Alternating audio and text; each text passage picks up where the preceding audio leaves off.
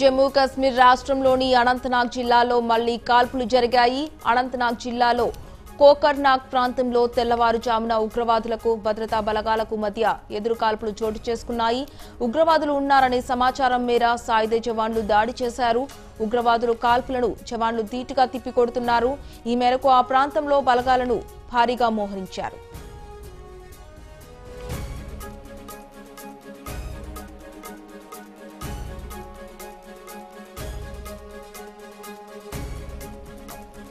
జమ్మూ కాశ్మీర్ రాష్ట్రంలోని అనంతనాగ్ జిల్లాలో మళ్లీ కాల్పులు జరిగాయి.